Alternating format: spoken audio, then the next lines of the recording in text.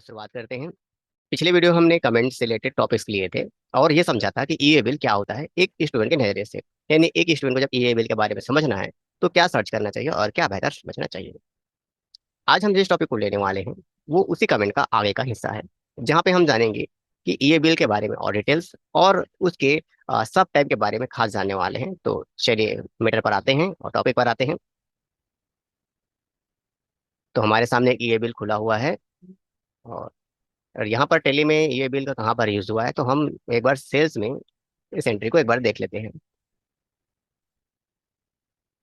कहाँ पर है भाई, ये रहा। अब ये जो ये बिल खुला हुआ है इसी पर हम बात कर रहे हैं और मैटर कर रहे हैं। अब सवाल ये है कि ये सेल्स के दौरान, मतलब सेल्स के दौरान एक ईए बिल बनाया गया है। तो ये जो ईए बिल है वो इसके रिटर्न के समय काम आएगा या नहीं आएगा, पहले हमें इसे समझना पड़ेगा। हमारा जो मैटर है पहले इस टॉपिक पर होना चाहिए कि ये जो ईवे बिल है वो हमारे काम के लायक है या लायक नहीं है। कब? जब सामान का रिटर्न पॉलिसी होता है। रिटर्न पॉलिसी मतलब सामान वापस कर दिया। तो इसको समझने के लिए हमने यहाँ पर एक बिल ओपन रखा हुआ है और इसको बहुत ही खासा जूम करके रखा हुआ है ताकि आपको हर एक चीज समझ में आ जाए। यहाँ पर ये बिल नंबर, कब जनरेट हुआ था, और यहाँ पर लिखा है वैलिड फ्रॉम और कब तक वैलिड है ये भी लिखा है, कितना किलोमीटर के लिए वैलिड हो रहा है, और पूरा यहाँ पर लिखा है सप्लायर कहाँ से डिस्पैच हो रहा है, कहाँ पे सामान जाने वाला है, डॉक्यूमेंट नंबर ये, और कौन सा व्हीकल से लेकर जाएगा, ये पूरा का पूरा मैटर यहाँ पे दिया हुआ है। आप इसको देख सकते हो। अब सवाल वहीं का वही है कि क्या ये जो ईए बिल है वो सामान के रिटर्न के समय काम आएगा क्या? तो इसका जवाब हमें ये बिल खुद ब खुद दे रहा है। क्या कह रहा है बिल हमारा कि ये जो वैलिड है 7/9/2021 को, और ये कब खत्म हो रहा है 10/9 को। तो कितना दिन? 3 दिन के लिए ये वैलिड हो रहा है। ये जो सामान है वो 3 दिन के लिए वैलिड हो रहा है। तो अब सवाल ये है कि क्या ये बिल वापस हमारा क्रेडिट नोट में या फिर वापस सामान करते वक्त काम आएगा क्या? तो देखो ये 3 दिन के लिए वैलिड है। अगर मान लो कि ये सामान एक दिन में वहां पहुंच जाता है, वैसे पहुंचेगा नहीं, बहुत दूरी पहुंच जाता है, लेकिन बाई चांस हम ये समझते हैं कि सामान अगर 8 तारीख को वहां पहुंच गया, तो जो रिसीवर वो ये इंतजार कर रहा है कि सामान आएगा तो मैं रिटर्न करूंगा, इसलिए बैठा है क्या?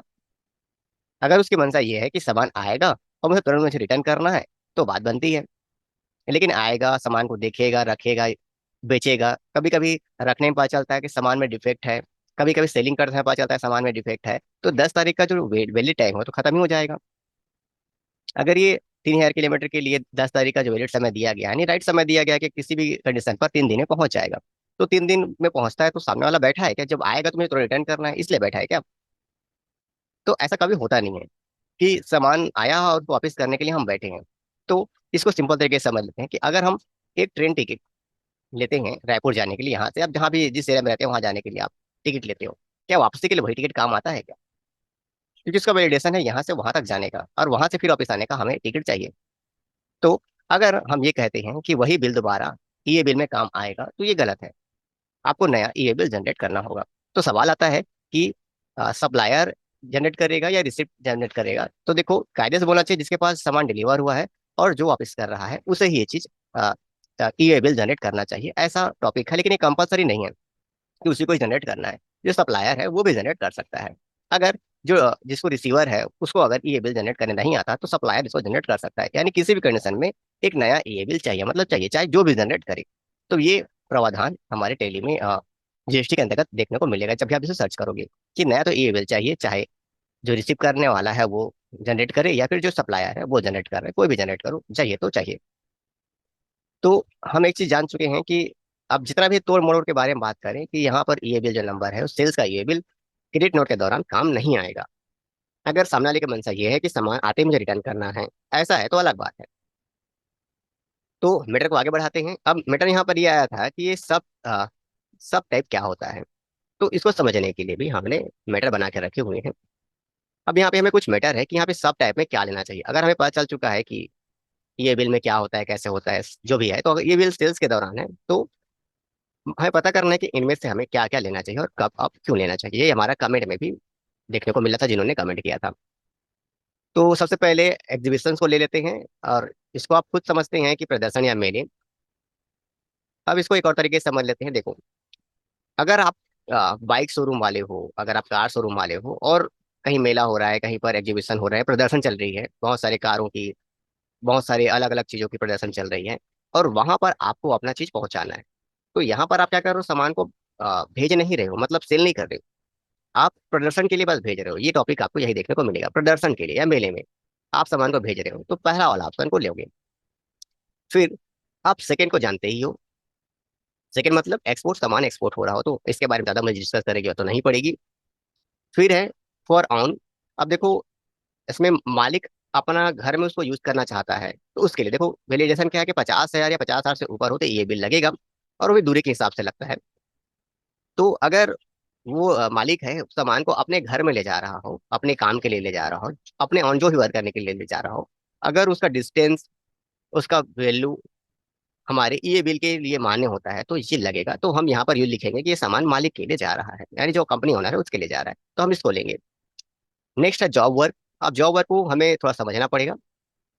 यहाँ पर दिया है किसी व्यक्ति द्वारा किसी दूसरे पंजीकृत कराधीन व्यक्ति के सामान या माल पर कोई संशोधन, प्रसंस्करण, दस्तावेज लेना, दायित्व लेना।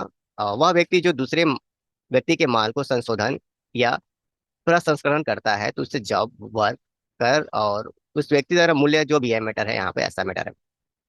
इसको हम समझते हैं कुछ इस प्रकार से कि मान लो आप कुछ चीज बनाते हो, जैसे कि आप कॉफी बना रहे हो, आप कुछ फूड प्रोडक्ट बना रहे हो, तो आपको अपने प्रोडक्ट का जांच करवाना है, और आपका जो प्रोडक्ट का वैल्यू है जो भेज रहे हो वो 50,000 से ऊपर है और दूरी पर है, तो आपको ये जो भेज रहे हो उसके लिए जॉब वर्क वाला जो मैटर है उसे लेना पड़ेगा, यानी ई बिल का ये जॉब वर्क है उसे लेना पड़ेगा।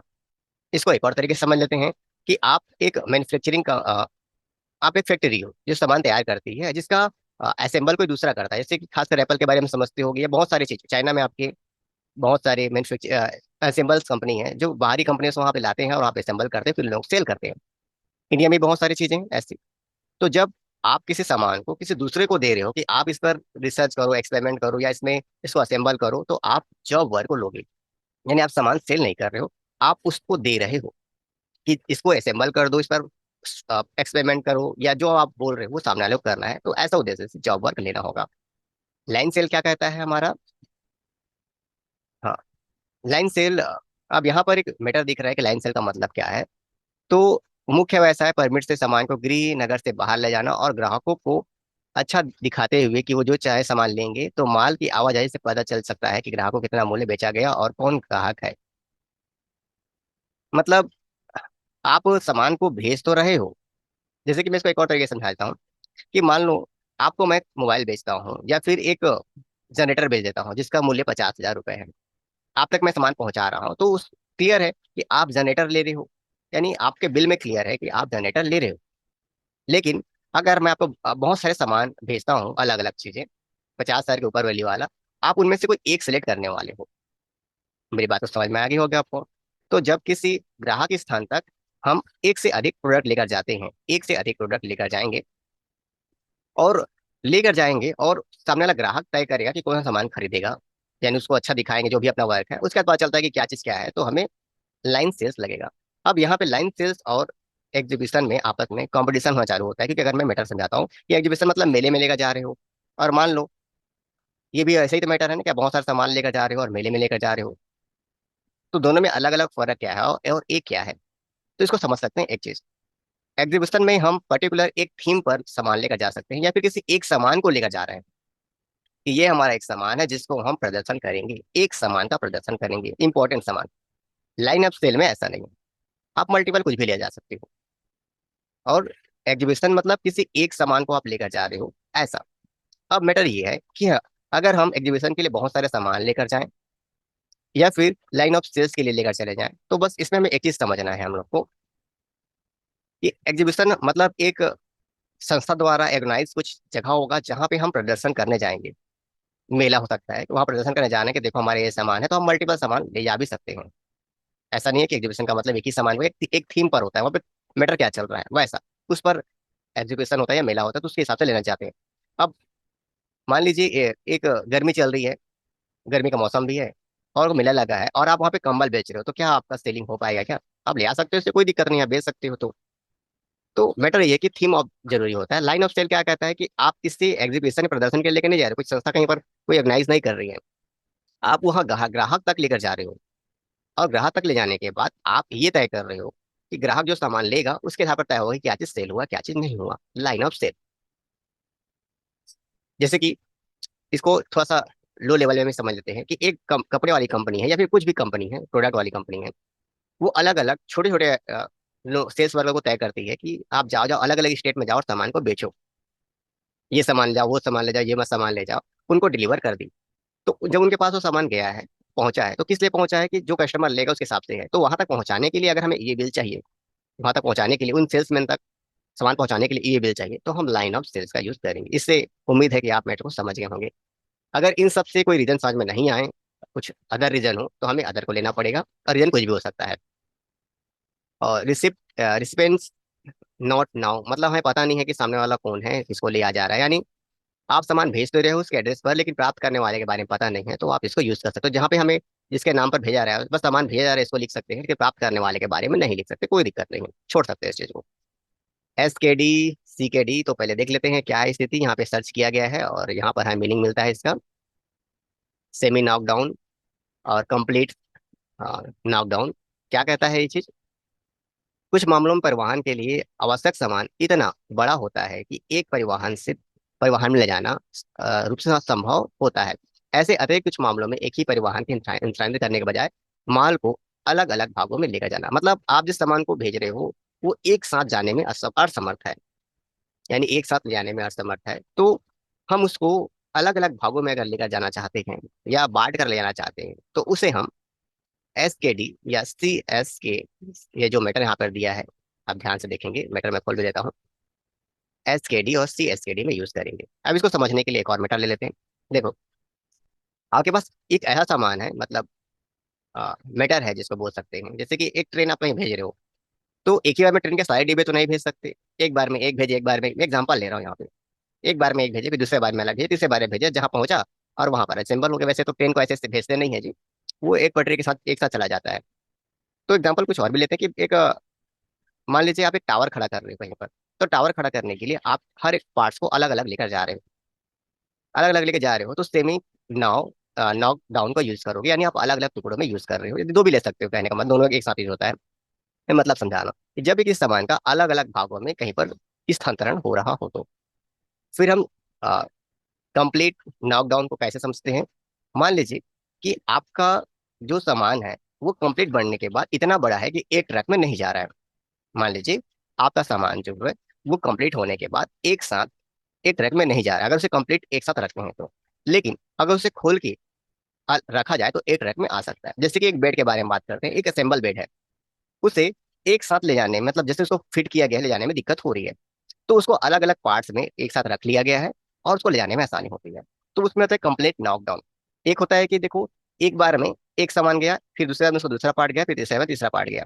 एक हो रहा है कि एक कंप्लीट पैकेज है, सामान है, वो एक साथ जाने में उसको बहुत सारा दिक्कत है, यानी एक कंप्लीट बन गया है तो, लेकिन उसको अगर खोल दिया जाए, सारे पार्ट्स को खोल दिया जाए और फिर एक साथ भरा जाए, तो उससे ले जाया जा सकता है। तो हम यूज करते हैं CKD, ऐसे हम ले जा सकते हैं। तो अगर ऐसा सामान जा रहा हो तो आप इसका यूज कर सकते हो। अब इसका क्या चीज के लिए लेकर जा रहे हो, बेच रहे हो तो कई बार भेज रहे हो, तो जो आपकी मर्जी है वो आप ले सकते हो। और सप्लाई को तो आप समझते हो कि इसका यूज हम कैसे करते हैं। तो आज के मैटर में हमने इतना समझा दिया कि ये चीज क्या होता है, कैसे होता है। और एक मैटर आपको देखने को मिलता है कि डॉक्यूमेंट ऑफ टाइप। अब देखिए, समय अधिक हो गया है, तो समय अधिक होने के बाद अब इसको हमें आगे लेकर जाएंगे तो वीडियो बहुत बड़ा हो जाएगा। तो हम एक नया वीडियो लेकर आएंगे जहाँ पे bill of entry, bill of supply, delivery challan, order के वेट, ये जो इंपॉर्टेंट मैटर है इसलिए इसको अलग से लिया गया है, तो उसमें इसका जिक्र करेंगे। तो आज के लिए इतना ही, जितना हमने कोशिश की अपने तरीके से बेहतर समझाने के लिए। अगर आपको इसमें से कुछ टॉपिक समझ में नहीं आएगा तो नीचे आप कमेंट में लिख सकते हैं, हम फिर से इसके लिए नया वीडियो लेकर आएंगे।